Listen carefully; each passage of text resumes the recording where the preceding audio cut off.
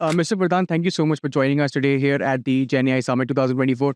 So my first question obviously be, how do you see the Gen AI revolutionizing the Indian tech landscape? Gen AI is a huge, scope to unleash really $1.25 trillion value in Indian economy.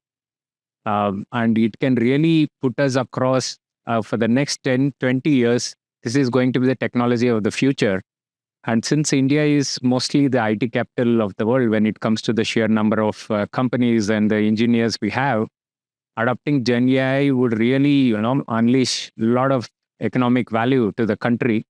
And most importantly, Gen AI also has huge applications which can be virtually, used in any domain from, say, agriculture, education, healthcare sector, which are very not addressed mostly now through the technology. All these things can be addressed. So it has both, both from the value creation point of view and also the application point of view, it has huge potential for a country like India. So there has been a lot of chat about how AI models should be properly governed. How do you see in the future these tech companies building that? They're already adding a lot of value. How do they build the trust? Responsible AI is going to be the huge factor when it comes to adaptation of AI. And currently, we can see there are like two kinds of models available. One is a closed model like OpenAI, which is proprietary model where you have to keep your data sets in their domain, and then it's a big black box. Also, many times we'll not even know what is happening behind. Then the other one is use open source models and build your own models, proprietary models, and then use it. It comes with the advantages that you can maintain your data set, but still, even here, there is a lot of figuring out that has to be done because even these models are not under your proper control. They've already been built, and you are just trying to use them.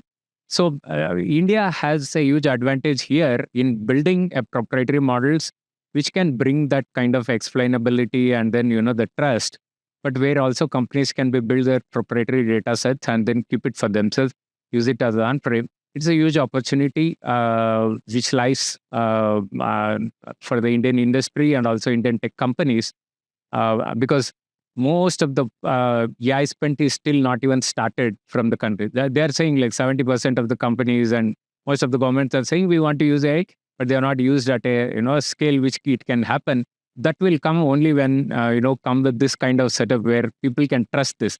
So that's why everyone is still waiting. They're just doing small POCs. They're not totally using it in all their applications. Once we have these models, it's going to be something of a unleashing of the power of AI. Right.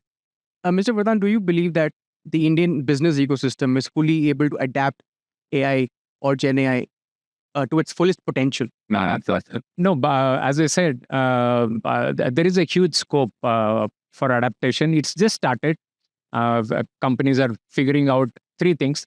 One, what is the model we need to use? How to train their workforce, and third is the physical infrastructure because Gen AI is something which needs a lot of GPUs, compute power. It's not like the other technologies where we could use on the cloud or where the cost of compute was not a big factor, but here it's a big factor. It's like 30-40% of the cost of using generative AI goes to the GPUs itself.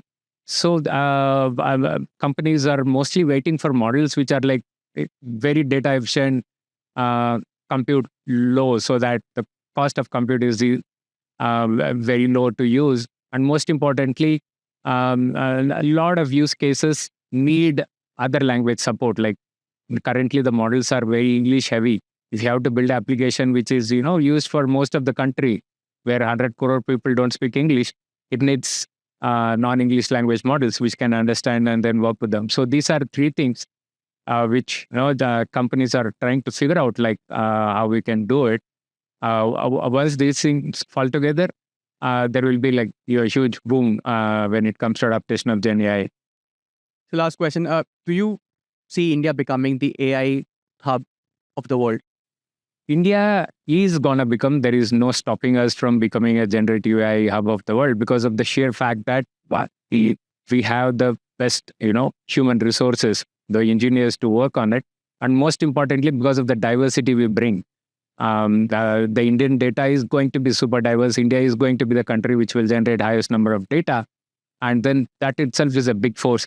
If we can, build this ecosystem which can be, leverage this using these advantages, there is a huge up. And also because of the fact that we can go ISRO model, build some things which are very cost efficient.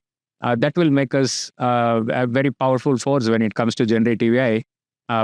Because currently the models which have been built are super expensive, and many companies might not adapt that. When governments might not adapt that because it's going to take up the cost of adaptation of generative AI. So India, with its data efficient and then frugal models, can really make a big mark.